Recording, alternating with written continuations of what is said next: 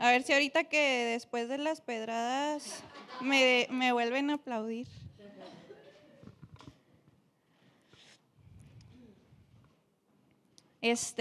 Bueno, estamos en esta serie que se llama Prueba y Ve, ¿verdad? Y estamos basando esto en Jeremías 29, 11 al 14, ¿sí? Si recuerdan, yo creo ya más o menos se lo saben, ¿no?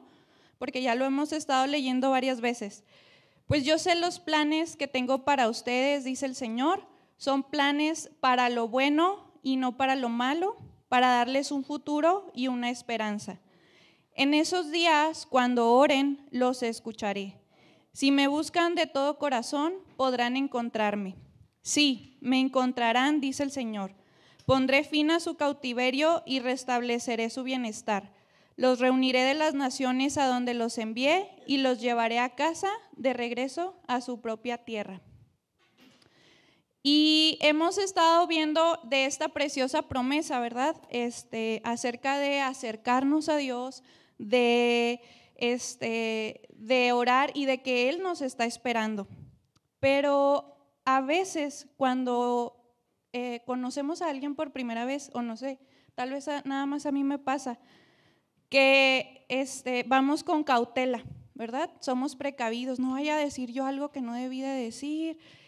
Nos portamos bien porque es importante una primera impresión, ¿verdad? Nos acercamos poco a poco, ¿sí? O nada más a mí me pasa, a todos, ¿no? Bueno, y se me hace que a veces también eso nos pasa con Dios, ¿verdad? Pero Dios no es una persona como nosotros que necesite que nos acerquemos poco a poco, ¿sí? Dice ahí en Jeremías 29, si me buscan, ¿sí? Si me buscan de todo corazón. Y estas palabras, si me buscan, denota un acercamiento, ¿sí? Pero ¿cómo nos vamos a acercar a Dios? O ¿cómo nos vamos a acercar a quien no conocemos, ¿sí? Y una forma de conocer a Dios es leyendo su palabra. Y a lo largo de la Biblia podemos encontrar distintas formas de llamar a Dios. Les voy a dar ahorita una lista, algunos ya los vimos en las otras prédicas anteriores, ¿sí? Pero en esta lista están algunas características especiales de Dios. Y ojo, algunos de estos nombres se los da Él mismo y algunos otros, las personas dan esa definición o esa característica especial de Dios, ¿sí? Y empezamos en Génesis capítulo 16. Me gusta mucho esta historia porque no sé si recuerdan a Agar. Agar es la esclava de Abraham y de Sara, ¿sí? Y Dios le habla y le da promesas acerca de su descendencia. Entonces Agar le llama a Dios el Dios que me ve, ¿sí? No sé cuántas veces tú te has sentido invisible, pero sabes que Dios te está viendo, así como vio a Agar. Imagínense qué tremendo, una esclava que nadie la volteaba a ver, que nadie le dirigía la palabra y de pronto el Dios, el creador del universo, le está dando promesas acerca de su descendencia. Y le dice que va a tener un hijo y que se va a llamar Ismael y que Ismael significa Dios oye, ¿sí? Ahí ya van dos características o atributos de Dios, ¿sí? Le dice, se va a llamar Ismael, que significa Dios oye, porque el Señor ha oído, gracias Pau, ha oído tu clamor de angustia, le dice Agar. Luego, me voy a ir más rápido aquí porque esto es nada más la introducción. En el capítulo 17 está El Shaddai, ¿sí? Que significa Dios Todopoderoso. Y este nombre se lo da Dios. Dios le dice a Abraham que Él es el Shaddai, el Dios Todopoderoso, antes de hacer un pacto con Él, ¿sí? Recordemos que le va a decir, que Dios le va a decir a Abraham que va a tener una descendencia más grande que las estrellas, más grande que el polvo de la arena, que el grano de la arena, ¿sí? Y Abraham y Sara eran estériles. Entonces, es importante esto porque Dios le tiene que recordar a Abraham, decirle, yo puedo hacer todo, O sea, hasta lo imposible yo lo puedo hacer. Y le dice primero eso antes de darle la promesa, ¿sí? Luego, en el capítulo 22, el nombre que encontramos de Dios es Yahvé Jireh, que significa el Señor proveerá. Y Abraham le llama a Dios así después de proveer un carnero para el sacrificio. Recuerden que Dios le había pedido a Abraham que sacrificara a su hijo Isaac, ¿sí? Y pues ahí va Abraham bien obediente.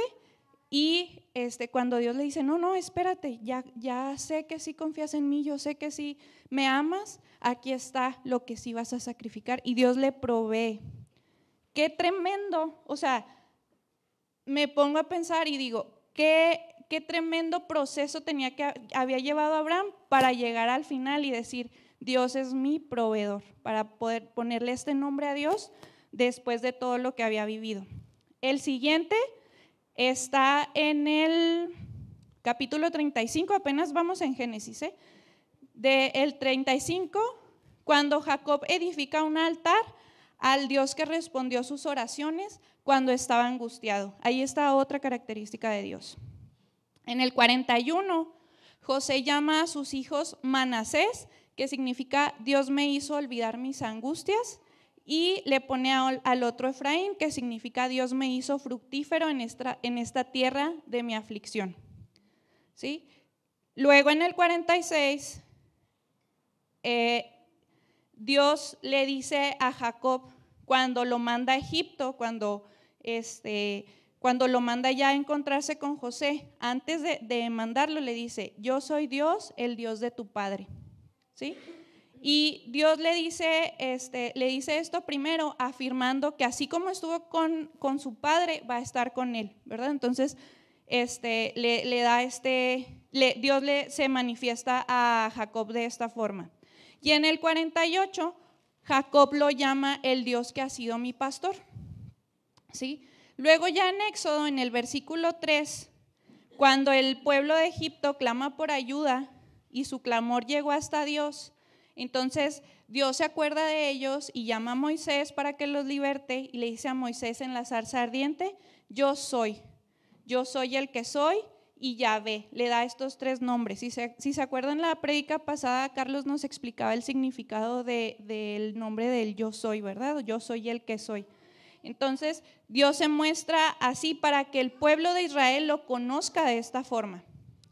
Y en el 15 de Éxodo también, Dios les dice a Moisés, yo soy el Señor quien los sana, ¿sí? Dios le dice esto a Israel después de un tiempo de amargura de ellos, y como estaban amargados, se estaban quejando y estaban dudando de Dios, ¿sí?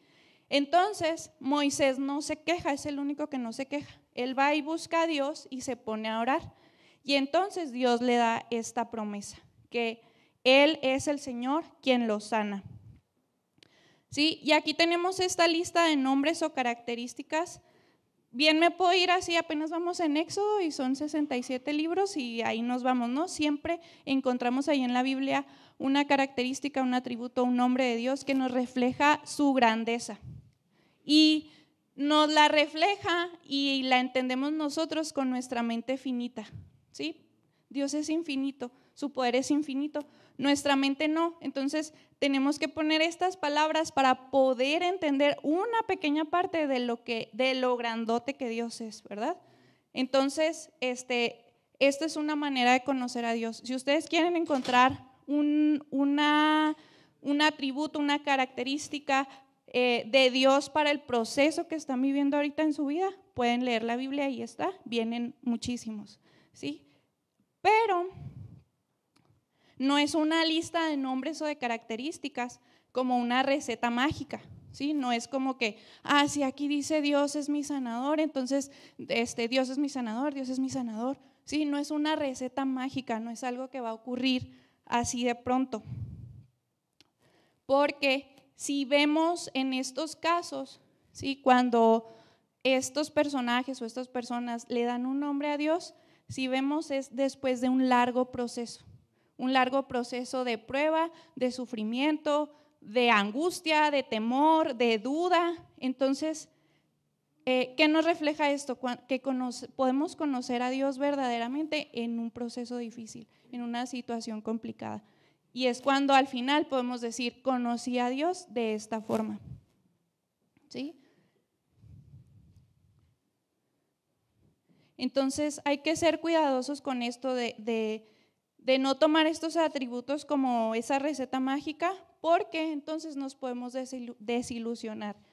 Y no es Dios el que nos va a desilusionar, nos vamos a desilusionar de lo que nosotros creíamos o de lo que nosotros pensábamos, porque Dios no es mentiroso. O sea, si Él está diciendo yo soy esto, es porque es verdad, ¿sí?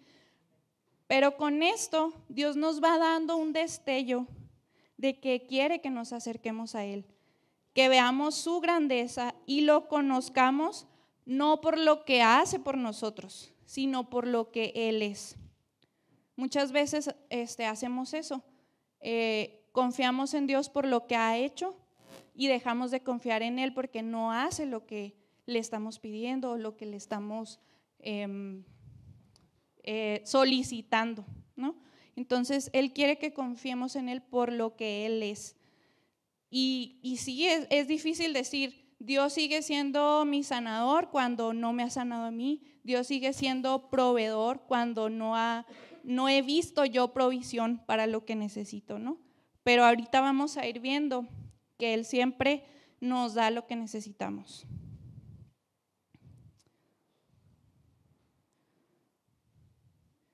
Bueno, entonces para resumir esta primera parte, vemos que estos nombres de Dios se originan antes de que Dios haga algo con alguien, ¿sí? Como una promesa para dar confianza y valentía en que Él tiene el control, no para decirnos confía en ti, sino yo soy que va a estar contigo y aunque se va a poner difícil, ¿sí?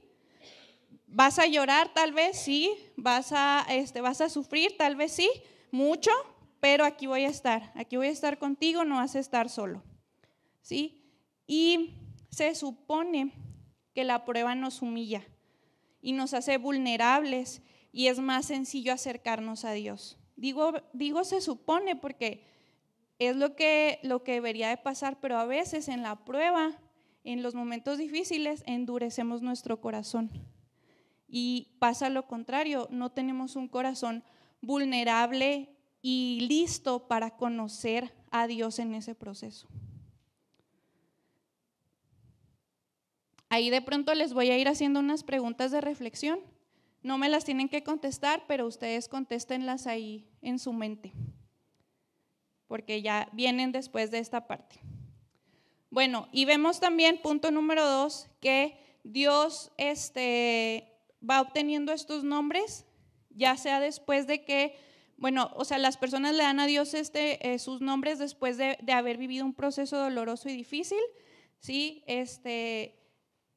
Porque es más fácil, les digo, que conozcamos a Dios en un proceso, entonces se le otorgan estos nombres, como los ejemplos que vimos de Abraham, de Agar, que van teniendo un momento difícil y al final dicen, conocí a Dios de esta forma. Sí, entonces, cuando tenemos nuestro corazón humilde, nuestro corazón receptivo, es más fácil acercarnos a Dios y es más fácil conocerlo verdaderamente, ¿sí? Pero ahorita podemos decir, es más fácil acercarnos a Dios porque ahorita en este momento realmente sí es muy fácil. No siempre fue así, no siempre fue así de fácil. No siempre tuvimos acceso al Padre así de una forma tan sencilla. Vamos a ver en Génesis, si se acuerdan, cuando el hombre y la mujer pecaron, rompieron algo bien valioso, el poder de acercarse a Dios confiadamente. La Biblia dice que cuando Adán y Eva pecaron y escucharon que en eso iba llegando Dios, tuvieron miedo y se escondieron, ¿sí?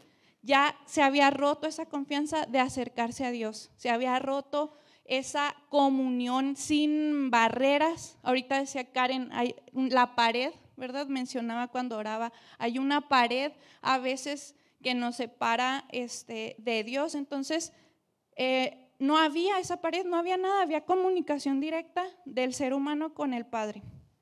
Entonces, ¿Qué pasa aquí? Tuvieron miedo de estar frente a Él, ¿sí? Y aquí va la primera pregunta para reflexionar. ¿Te ha dado miedo de estar frente a Dios? ¿Por qué te ha dado miedo de estar frente a Él?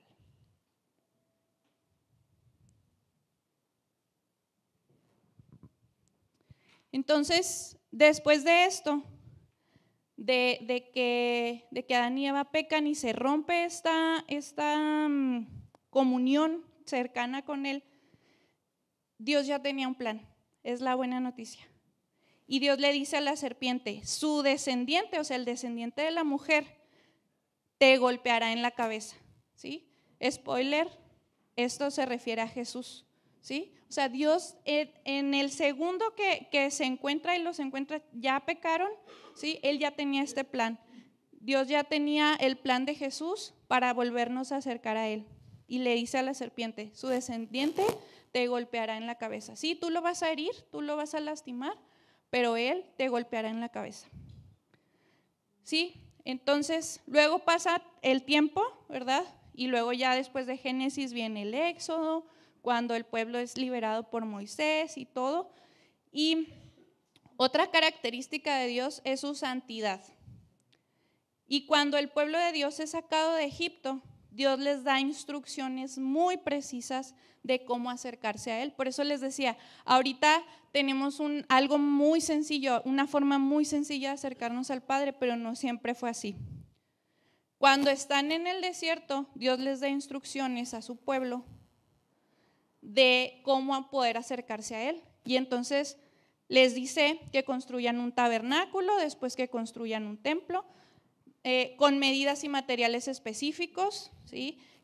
Con el lugar santo, el lugar santísimo. O sea, no cualquiera podía entrar a este tabernáculo. El tabernáculo era como el templo, pero era como una carpa, porque se acuerdan, en el desierto andaban vagando por todos lados, entonces cuando se tenían que mover, agarraban sus carpas y se iban. Entonces no podían construir un templo en un lugar específico, tenían que tomar todo eso y llevárselo, ¿sí? Entonces les dice que solamente en el tabernáculo va a estar su presencia, ¿sí?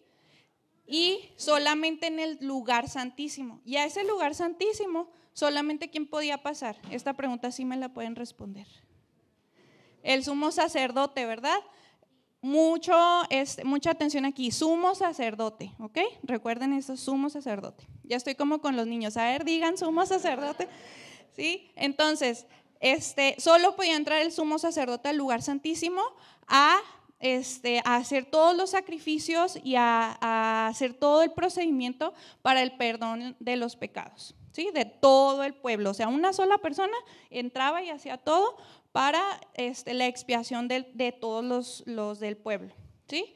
Entonces el pueblo esperaba afuera que el sumo sacerdote hiciera todo este proceso. El sumo sacerdote solo podía ser un descendiente de Aarón. Su vestimenta era muy específica, debía cuidar exhaustivamente no contaminarse. Los animales, o sea, ahí vean en Levítico y todo eso, los animales Dios les daba características bien precisas. Tenía que ser un animales sin mancha, que no tuvieran la patita doblada, que no tuvieran la orejita ahí medio aplastadita, tenían que ser perfectos, ¿sí? Y ahí les va diciendo Dios, esta característica, esta. Si no es esto, no se puede, no vale, ¿sí? Entonces, les va diciendo que tenía que tener cierta edad, cierto tamaño, que se les tenía que quitar la sangre, y luego el pan era sin levadura, las cosechas eran las primicias, los sacrificios tenían que ser en días específicos, a veces en horas específicas, ¿sí? Entonces, es un proceso, ¿sí? Es un proceso difícil, ¿no? O sea, si nos ponemos ahorita en la actualidad, si todavía nos rigiéramos por esto, pues, o sea, el sacerdote era el único y todos los demás se tenían que hacer eso y todos teníamos que esperar afuera a ver qué decía Dios. Entonces, es un proceso muy difícil, ¿sí?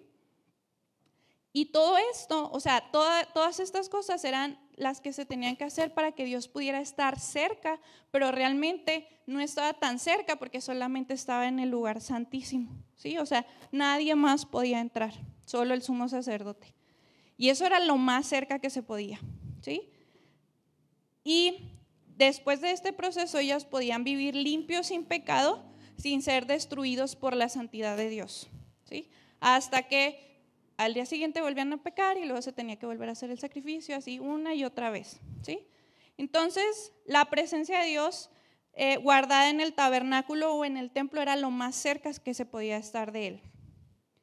Pero luego, ¿sí?, con el pasar del tiempo, este proceso tan especial se convirtió en un ritual vacío para Israel. Y además era fácil que cayeran en la idolatría porque vivían cerca de pueblos que eran idólatras, entonces era muy fácil, ¿sí? Y se formaba un círculo vicioso. Vemos ahí en la Biblia a lo largo de la historia que se forma este círculo vicioso en donde se acercan a Dios, se arrepienten y luego se alejan otra vez, sufren, piden perdón y luego regresan, ¿sí? Se hace este círculo vicioso. Entonces, a consecuencia de esto, después la presencia de Dios dejó de manifestarse, o sea, ya ni estaba en el lugar santísimo. Que cuando pasa esto es en el tiempo de Jeremías, ¿sí? Bueno, en varios tiempos de los profetas, por eso los profetas empiezan a profetizar. Dios quiere, Dios te está buscando, Dios quiere que lo busques, Dios quiere que te encuentres con Él. Porque hubo un tiempo en que esa presencia de Dios ya no estaba, ¿sí? Hasta aquí, ¿cómo van? Los veo muy serios. ¿Cómo voy? Ay, bueno, ya me voy a apurar más. Si me paso tantito, me disculpan, ya saben que siempre me paso. La raíz hebrea kad o quad, ¿sí?, es la que está detrás de la palabra santidad y quiere decir cortar, separar o apartar. Esta etimología entendemos que la santidad divina implica estar separado o apartado de algo, ¿sí?, en este caso del pecado. Y Dios está absoluta y eternamente apartado de todo pecado y de impureza moral, ¿sí? Entonces, otra pregunta para reflexionar. ¿Qué ocurre con seres pecadores como tú y como yo al darse cuenta verdaderamente de la santidad de Dios? O sea, la santidad de Dios es un concepto que muchas veces nuestra mente finita no puede procesar, ¿sí? Entonces, ¿qué ocurre con seres pecadores al darse cuenta verdaderamente de la santidad de Dios? Es abrumador, ¿no? Aterra saber la magnitud de la santidad de Dios y que Él no está cerca para nada del pecado. Y yo sí, qué miedo. Y es una reacción hasta cierto punto normal correr lejos de la santidad, ¿sí? Es como un instinto, o sea, si no sé, la ovejita ve al león, sale corriendo, ¿sí? Porque se la va a comer, es su instinto. Es nuestro instinto correr lejos de la santidad. Es humano y es hasta cierto punto entendible. Pero en Jeremías 29, ¿lo puedes volver a poner, Dani, porfa? En Jeremías 29 Dios dice: porque yo sé muy bien los planes que tengo para ustedes, afirma el Señor, planes de bienestar y no de calamidad, a fin de darles un futuro y una esperanza. Entonces ustedes me invocarán y vendrán a suplicarme y yo los escucharé, ¿sí? En Jeremías 29 Dios nos está diciendo: sí, yo soy santo, pero no corras, no te alejes, búscame. Porque tengo planes para ti, tengo planes de paz, tengo esperanza, tengo misericordia, tengo gracia para ti. ¿Sabes también qué es abrumador, aparte de tratar de entender la santidad de Dios? Tratar de entender el amor de Dios también es abrumador. Porque nadie en esta tierra te ha amado tanto y no lo podemos comprender. No podemos comprender que seamos amados de una forma tan perfecta, y eso también nos hace correr, ¿sí? Nos hace correr al lado contrario, no, en vez de me siento amado y Dios te quiero abrazar, gracias por amarme tanto, no, nos hace correr lejos de ese amor, porque no lo podemos entender, ¿sí? Y esto de Jeremías 29 no es la primera vez que Dios lo dice. En Deuteronomio es como el testamento de Moisés, porque ya se va a morir, entonces escribe Deuteronomio para dejarles como los recordatorios, como el resumen de todo lo que Dios habló en el desierto, se los escribe en Deuteronomio y les dice cómo deben prepararse para llegar a la tierra prometida. Entonces en Deuteronomio 4:29 al 30, bueno, voy a leer desde el 28 aquí en mi compu. Dice, allí en tierra extraña rendirán culto a ídolos hechos de madera y de hierro, a dioses que no ven, ni oyen, ni comen, ni huelen. Sin embargo, desde ahí buscarán nuevamente al Señor su Dios, y si lo buscan con todo el corazón y con toda el alma, lo encontrarán. En un futuro lejano, cuando estén sufriendo todas estas cosas, finalmente regresarán al Señor su Dios y escucharán lo que Él les dice. Pues el Señor su Dios es Dios compasivo, no los abandonará, ni los destruirá, ni se olvidará del pacto solemne que hizo con sus antepasados. Entonces, la promesa de Jeremías no era la primera vez que Dios la decía, según yo, ¿verdad? A menos que haya otra antes. Aquí en Deuteronomio es la primera vez que Dios les dice esto. Si me buscan con todo el corazón y con todo el alma, me encontrarán. ¿Sí?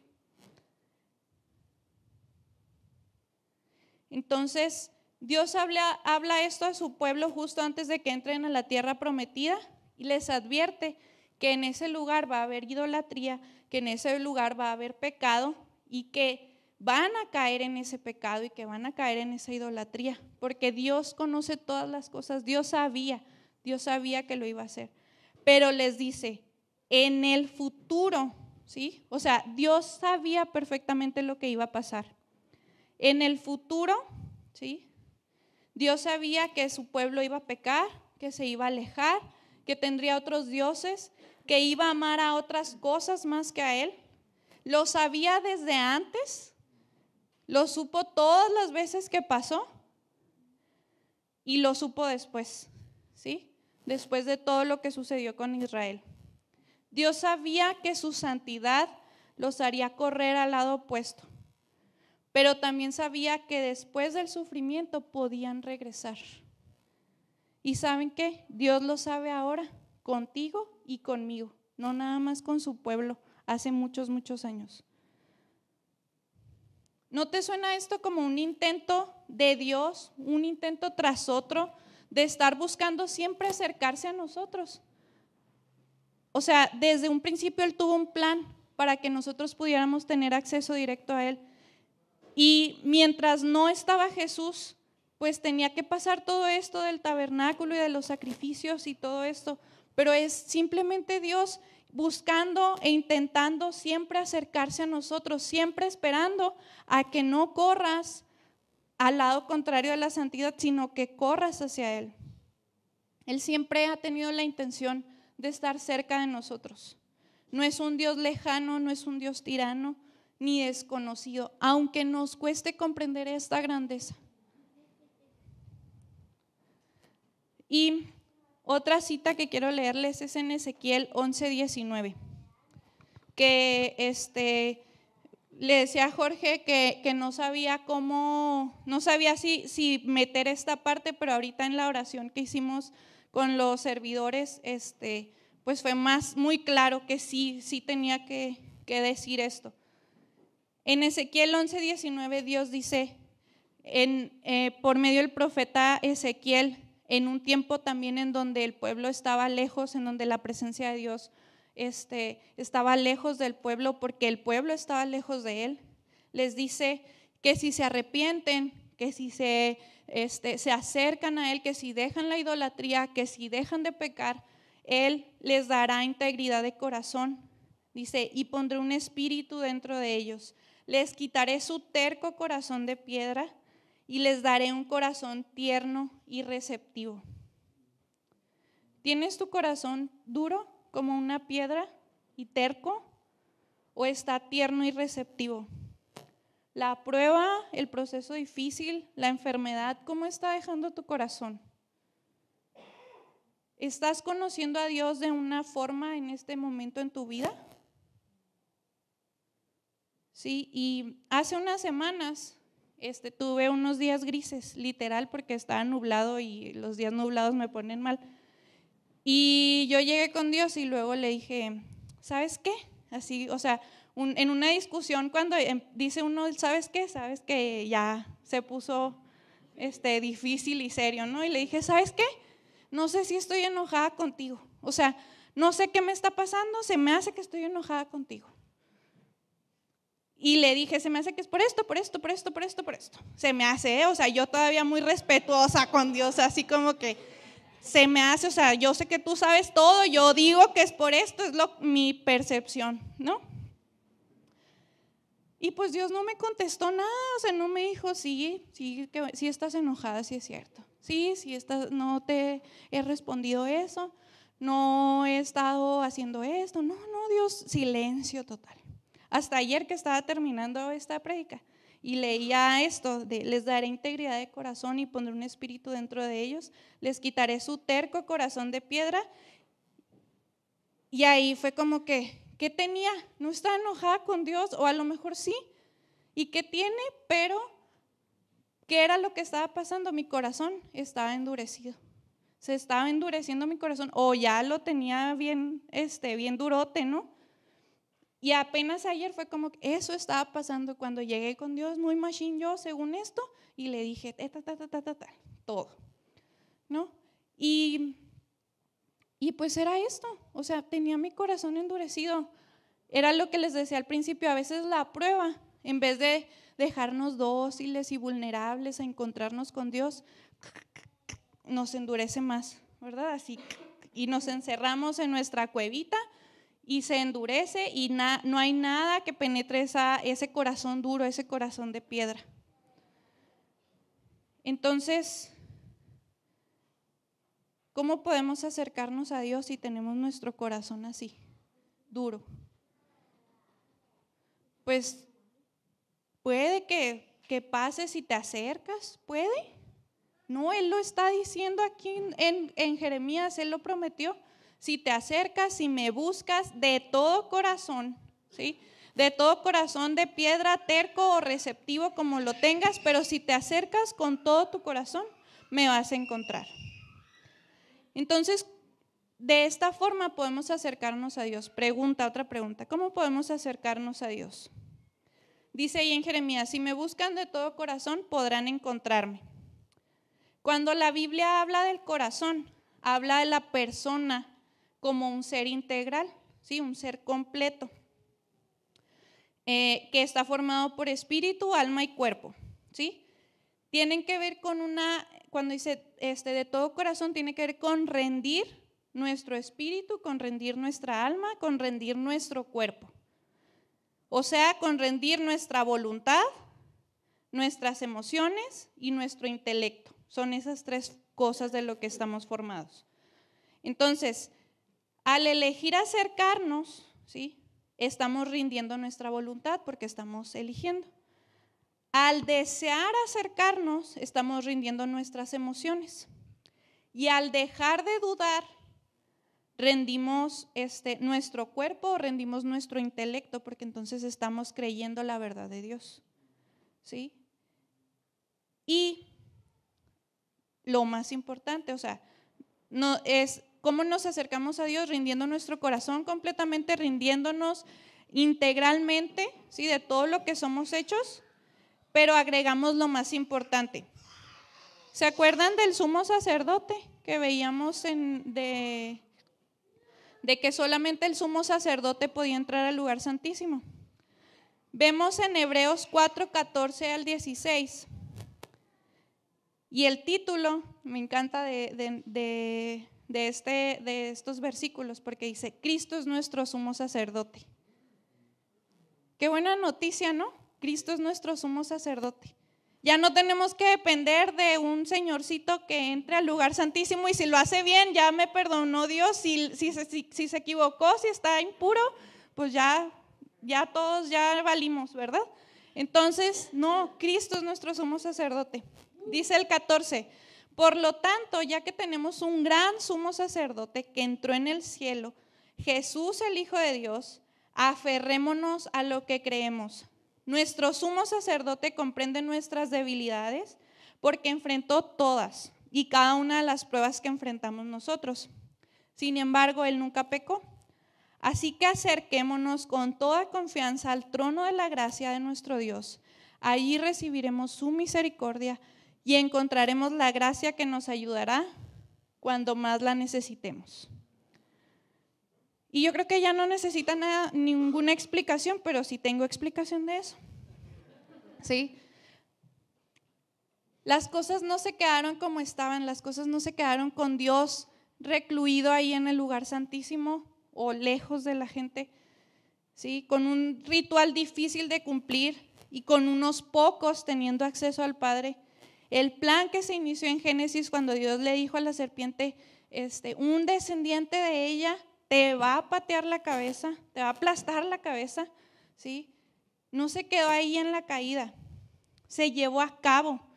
Y de estar lejos de Dios por años, ahora una mujer lo tenía en sus brazos, ¿sí?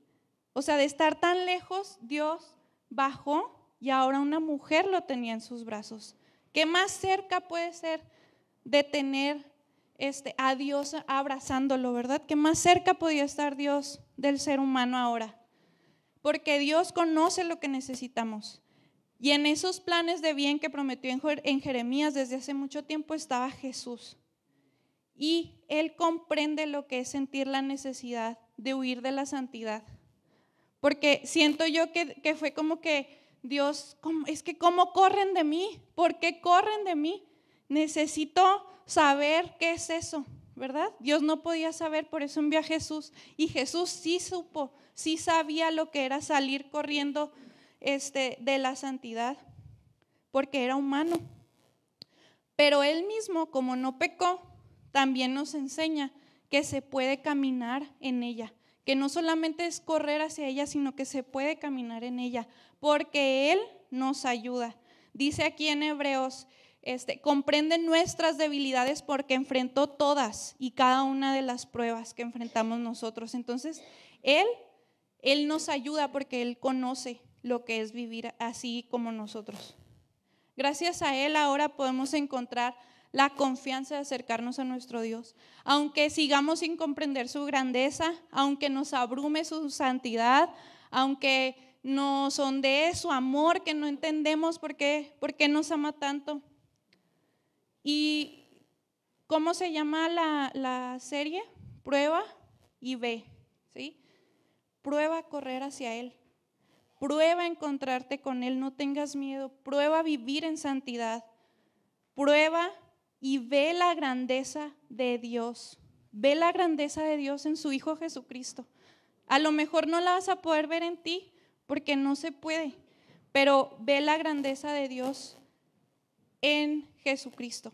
Y Jeremías 29 no se trata de una promesa de cero sufrimiento, se trata de la grandeza de Dios manifestándose, dándonos misericordia, dándonos gracia cuando la necesitemos. No desaprovechemos esta gracia, no digamos tampoco, ay, ¿qué tiene? Que al cabo ahí va a estar Dios, porque así ha sido siempre, ha sido un círculo vicioso en donde así es, me arrepiento y regreso y Dios me perdona y luego me vuelvo a ir. No, detén ese círculo vicioso. Y sí, tal vez no vas a poder ser el más santo de la vida, pero intenta cada vez pecar menos, ¿sí? Intenta, corre hacia esa santidad. A lo mejor hay pecados que es un pecado y en tu mente está como, pues si no es tan malo, si no estoy haciendo tanto, o sea, no es para tanto, no es un pecado, ¿sí? Que el Espíritu Santo te revele esos pecados, que el Espíritu Santo revele, orábamos ahorita por redargüimiento de pecado, no sé cómo se dice, que el Espíritu Santo te redarguya de pecado, ¿sí? Para que puedas correr hacia la santidad de Dios, ¿sí? Que no tengas miedo, sí, somos pecadores, pero Jesús, el sumo sacerdote, hizo un sacrificio de una vez y para siempre para que podamos entrar confiadamente al trono de la gracia y encontrar oportuno socorro, ¿sí? De eso se trata, De eso se trata, de Jesús venciendo el pecado, de Jesús venciendo la muerte, para que podamos correr confiadamente a Él, no hacia el lado contrario. Se trata de que cuando nos acerquemos a Dios con todo lo que somos y no solo buscando que nos solucione la vida, lo encontremos verdaderamente porque estamos rendidos ante Él totalmente. ¿Ok? Entonces, con esto concluyo y que estas palabras resuenen, que estas palabras no se borren de su mente, no se borren de su corazón, que corramos hacia la santidad, que este año que viene sea una nueva oportunidad de correr hacia Él y no de alejarse de Él, porque Él nos está diciendo, aquí estoy, solo basta que tú decidas encontrarte conmigo. ¿Sí? Y aquí está. ¿Cómo vamos a rendir nuestro cuerpo? Pasando aquí enfrente, levantando tus manos, adorándolo visiblemente, ¿sí? A lo mejor suena como es que no quiero que me obliguen a pasar o no quiero, no es manipulación, no es nada de algo diferente, es simplemente Dios pidiéndonos que rindamos nuestro cuerpo, que rindamos todo nuestro ser, no solo nuestro cuerpo, nuestras emociones, nuestra voluntad, ¿sí? Entonces, quiero invitarte a que pases, si has dicho o toda esta serie, todo este tiempo que hemos estado aprendiendo acerca de la grandeza de Dios, quiero invitarte a que pases y que te encuentres con Él, que no tengas miedo, que seas valiente, porque Él ha estado diciendo sus promesas, Él ha estado diciendo quién es y Él ha estado diciendo, aquí estoy contigo. Entonces, no tengan